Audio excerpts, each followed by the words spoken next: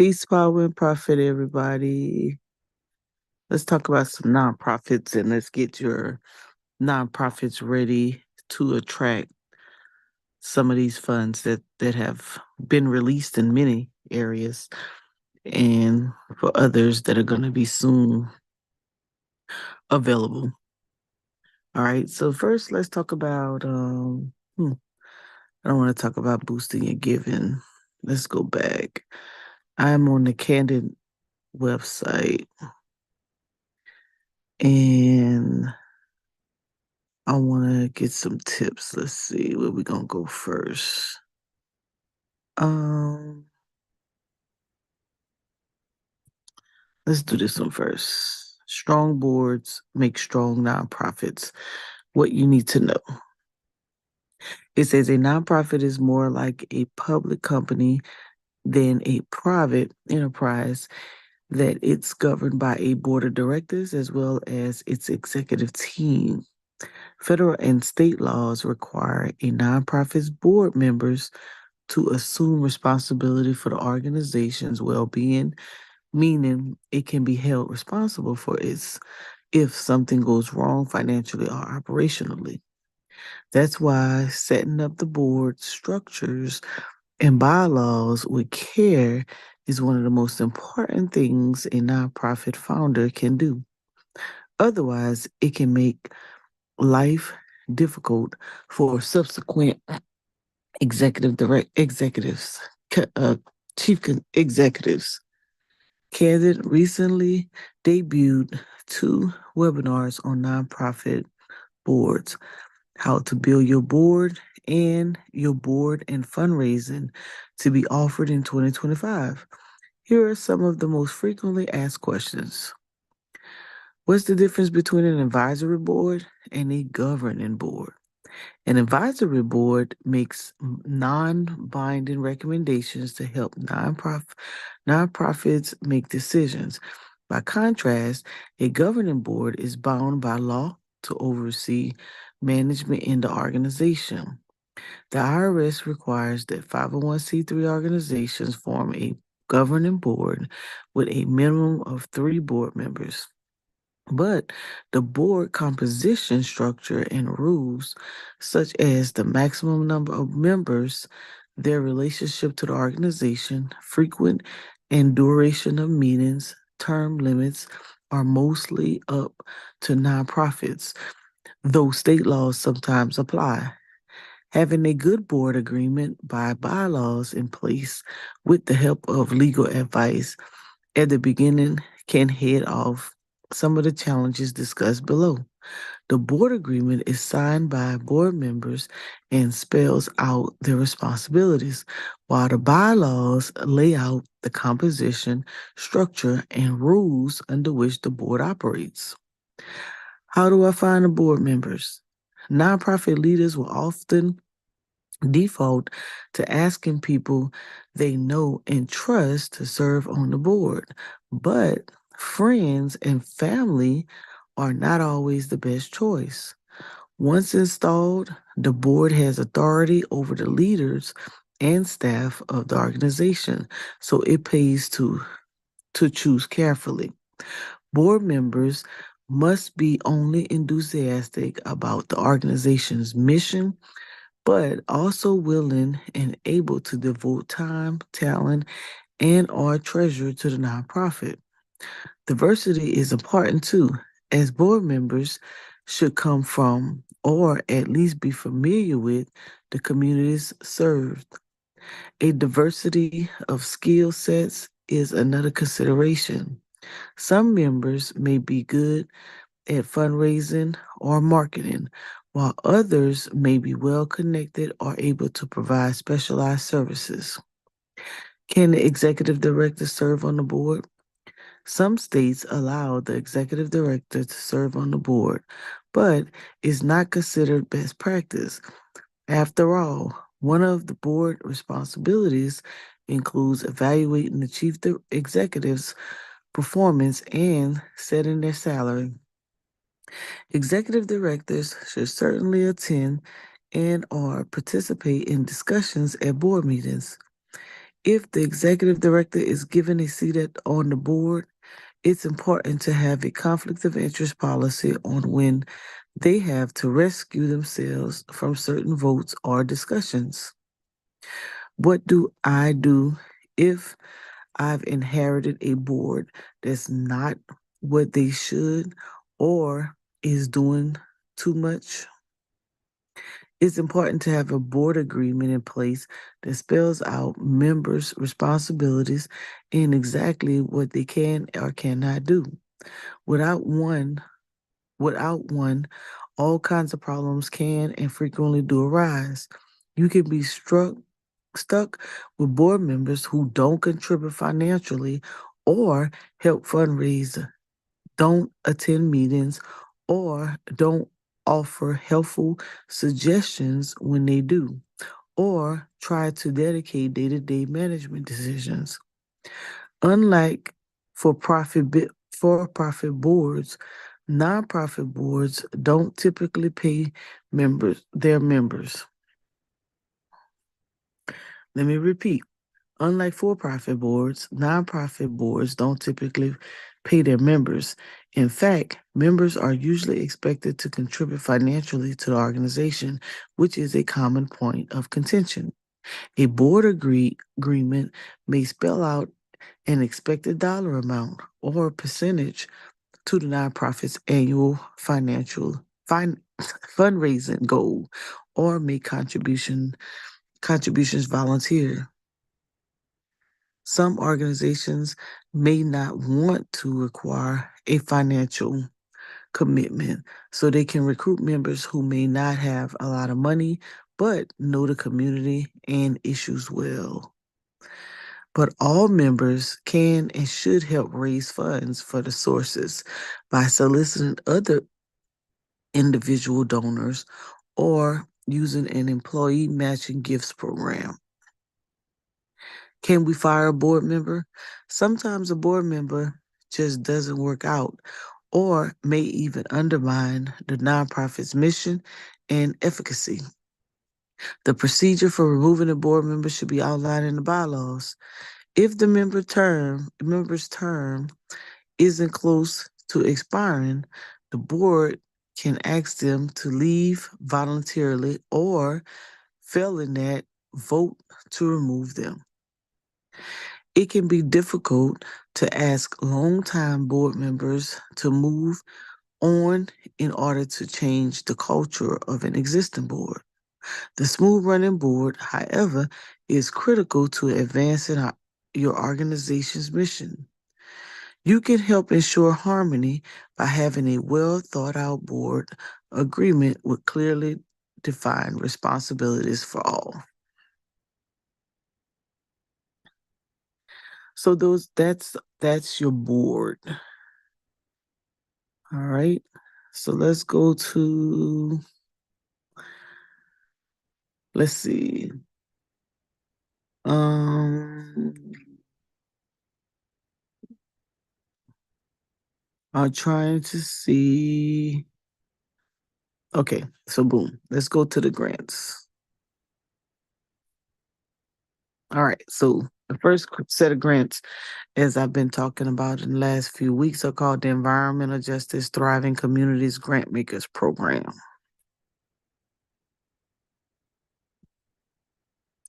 Let's see. Let's see with the frequently asked questions. So who's eligible?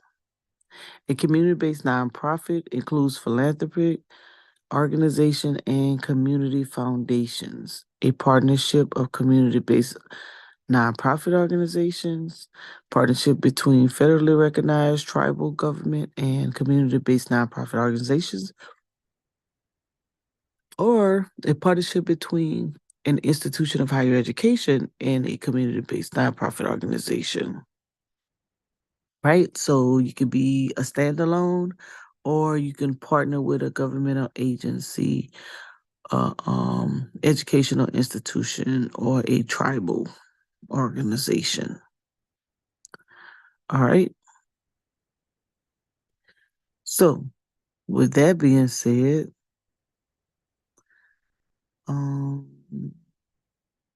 let's go back. Let's get to the meat and some potatoes. Let's see. I don't think I can play a video. Wish I could. Go back. Let's go to. All right.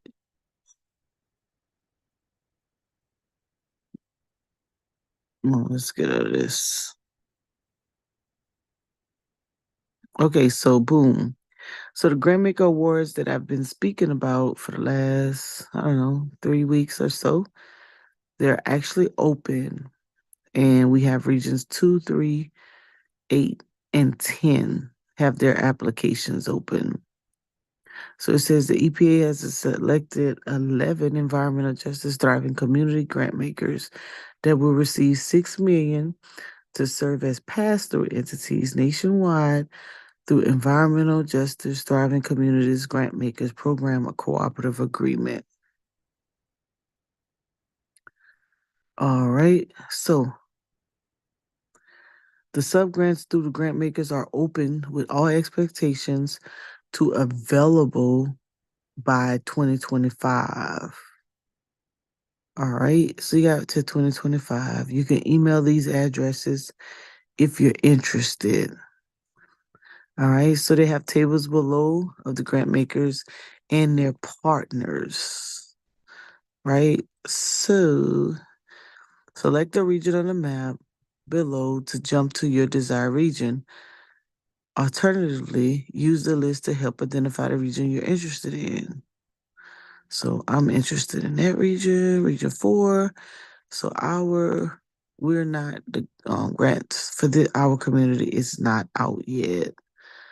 So scroll back up and okay, so boom, they already have theirs out.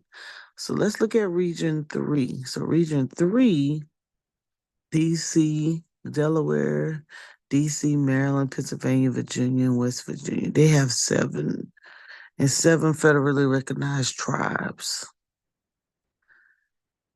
So all of their grants are due by April. They got one Tier 3 grant open right now that's due November 30th. And then the rest of them are due. And then Tier 2 is due November 30th. Okay. So they have the Green Healthy Homes Initiative. Let's see. And then you have Region 2, Fordham University. That's New York, New Jersey, Puerto Rico, the Virgin Islands, and 8 federally recognized Indian nations. Let's see what they're working with.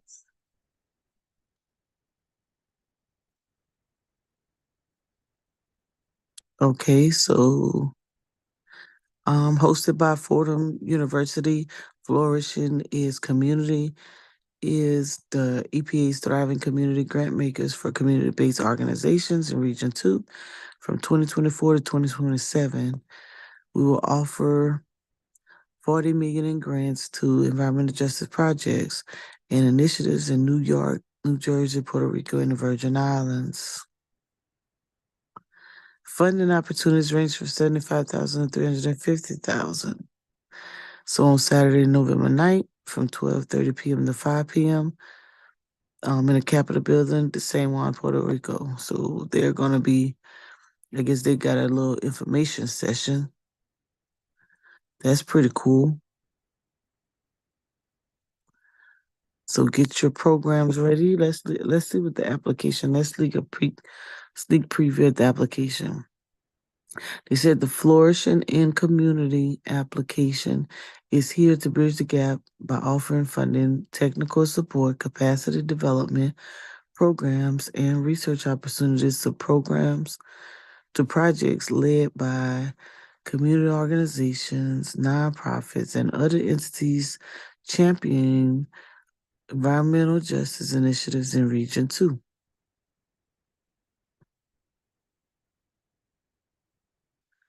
So let's see if they have a template of the proposal.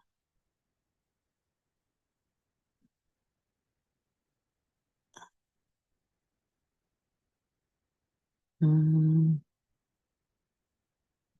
Oh, this one's in Spanish. Let's see the one in English. Okay, here we go. All right, so this is the most important piece right here. Right here. So you can do something on the research and monitoring. You can do emergency preparedness, educational and outreach. Let's see. Infrastructure and environmental improvements. I think I want to do infrastructure and environmental improvements. Is this the one where you could purchase? Yep, I want to do healthy homes and healthy homes that are energy and water efficient and not subject to indoor pollution. Projects and activities to spur community involvement, cleanups and vacant lots. And then they have one about buying a small area. Blueprints for construction or cleanup projects systematic. Let's see. Here it is. This one. Land and asset acquisition. Small land purchases and acquisitions that require less than half. Hold on. This out the way.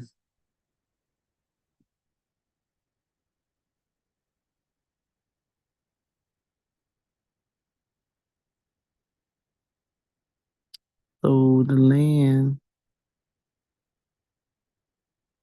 go back to the Spanish again. How'd I get here?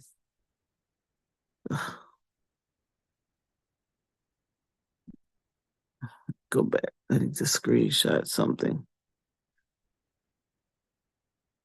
And the training. This piece right here is what I need. Small land purchase. All right. So, small land purchases and acquisitions that require less than half of the amount of subgrant funding for the purpose of carrying out other eligible grant activities. Okay. I can rock that. Okay, so here's what's important. If you don't know how, let's do like this. Let's see if we can see it. If you don't know how to put your project together, you should be going after what we call a capacity building grant. So let's Google let's Google capacity building. Capacity building. Capacity building for a nonprofit interested in EPA land purchase. So we want to talk about capacity building, which is very important to know, is let's see. It says this booklet is intended to help local and state government officials create and expand their plan for engaging meaningfully with the communities most affected by their actions. The plan would depend on the existing levels of engagement with effective communities, level of interest, available resources, and other factors. Therefore, the two approaches to meaningful engagement will be exactly alike. All right, so let's see. You said, what is a community engagement? Why is community engagement important? pursuing the fair treatment and meaningful involvement of people potentially impacted by environmental policies or laws is a central tenet for the Environmental Protection Agency. It means one, people have the opportunity to participate in a decision about activities that may affect their environment and our health. Two, the public's contribution can influence the grant to influence the decision maker. Three, community concerns will be considered in the decision making process. And four, decision makers seek out and facilitate the involvement of those potentially infected. What are the results of well designed, meaningful engagement?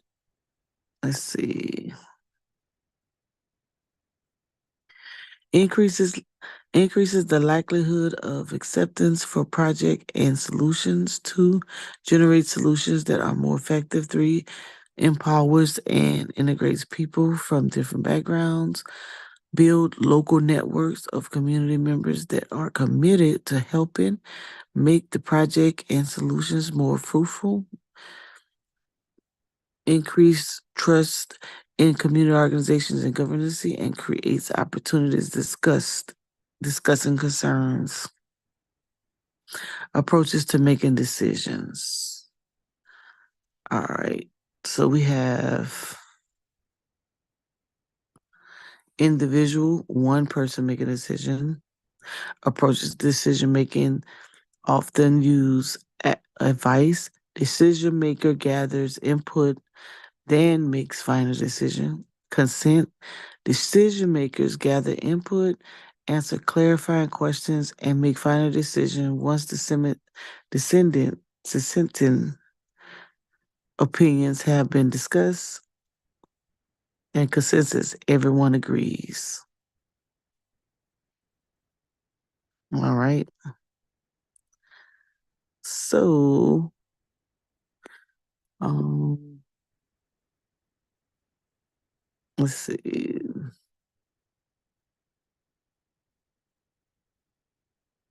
So a roadmap. So you one of the things you can do is you can make your own roadmap.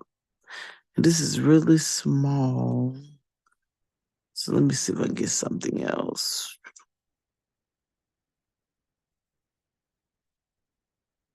Okay, let's do this one because I want you to kind of understand capacity building. Guide to rural and tribal capacity building programs. Help under-resourced communities take advantage of capital investments. These 10 federal programs are designed to expand capacity and bridge the gap between federal resources and rural or tribal communities that need them the most.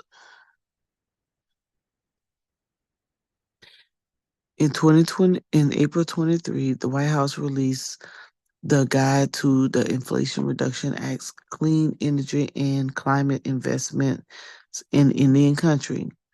The guidebook detailed the many grant programs, tax incentives, and loans that the Inflation Reduction dedication to tribal entities, as well as many other opportunities for which tribes are eligible.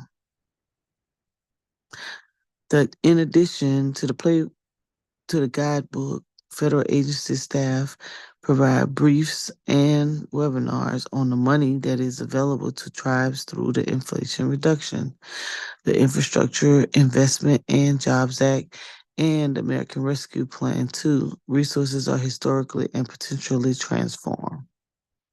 Even with this outreach, however, the sheer volume and complexity of the program, eligible requirement, and application requirements can be overwhelming. Limited staff expertise and resources in rural and tribal areas make the process of identifying, assessing, and managing federal grants particularly burdensome and difficult to navigate. Unresolved gray areas remain particularly related to how energy, infrastructure, and conservation programs apply to tribes. Now, why did I come to the tribes? I am looking for capacity. Let's see. All right. The report highlights 10 programs that are provided direct funding, staffing, technical assistance, and information to increase the capacity of under-resourced communities, providing federal coordination and building more lasting and meaningful partnerships with tribal and rural communities. So let me screenshot this because I didn't know about all these. Rural Partners Network of the U.S. Department of Agriculture, Environmental Justice Thriving Communities uh, Technical Assistance Centers of the United States Environment Protection Agency, Economic Recovery Corps of the U.S. Economic Development Administration, Community Benefits Plans with the U.S. Department of Energy, Office of Public Participation of the Federal Energy Regulatory Commission, Local Assistance and Tribal Consistency Fund of the U.S. Department of Treasury, State Energy Program of the U.S. Department of Energy, Direct Treasurer Pay Provision, Inflation Reduction Act, Environmental and Climate Justice Block Grant, and Green Greenhouse Gas Reduction Fund Grant Program. So wow, so that has three more that's out there. Three more. Let's see. Building community capacity. So one of the things you have to do is be able to identify resources, which is what we're doing right now.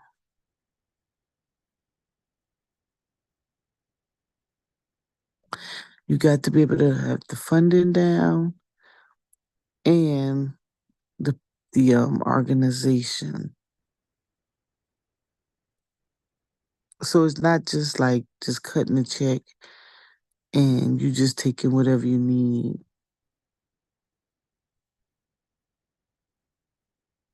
But I also don't want to talk at you. I should have started early because I wanted to break down another grant opportunity. And I think I may see one right now. Let's see. Grants for capacity building. Let's see. Work new strategies, develop competencies, improve processes and systems around efficacy, efficiency, strengthen organization effectiveness.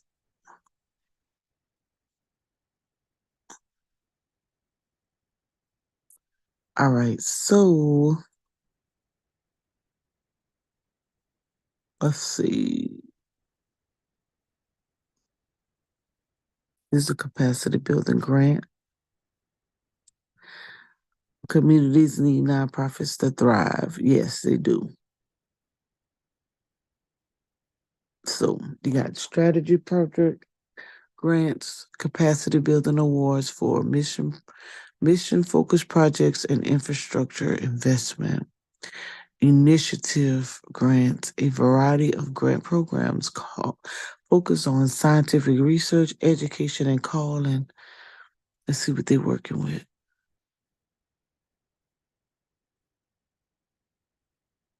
You have to partner. Ran up across another grant opportunity. We have to get on this and start dealing. 53 organizations awarded capacity building grants. What? We missed that opportunity. Dang. The Kaufman Foundation Award. Capacity building grants are intended to support an organization's focus on internal effectiveness and long-term stability. A one short-term grant will be awarded to charities that demonstrate a specific capacity gap. Man, they've already gave out a bunch of them, 53 of them. All right, who else giving some capacity building grants? I think they already took advantage of this one.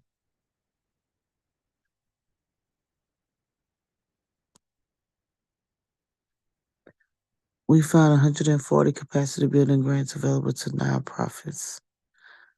Let's see them then.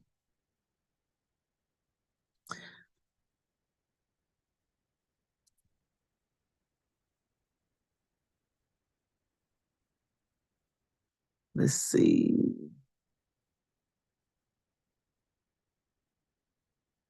Mm. So take your guys' time. As you can see, you're going through these capacity building grants. You want to look at these foundations. I'm gonna take some time and start looking for some.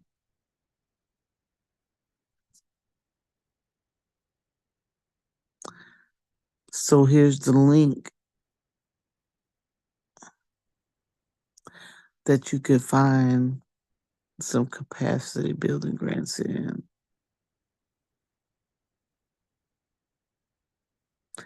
And you can always go to each one of them and see what they're working with. Here it is, the Small Capacity Building Program Awards grants with a short review time aim at strengthening the organization's capacity and programmatic effectiveness of Santa Barbara County nonprofits.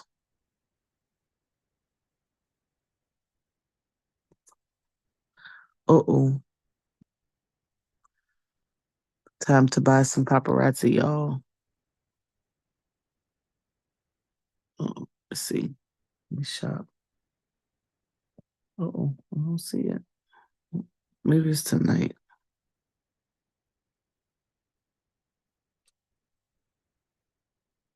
I'm sorry. I got sidetracked. Oh, it's tonight. I got sidetracked. Anyways, I was looking for to find these building grants so that we can go through them, so we can see how they work, and then maybe we can apply for them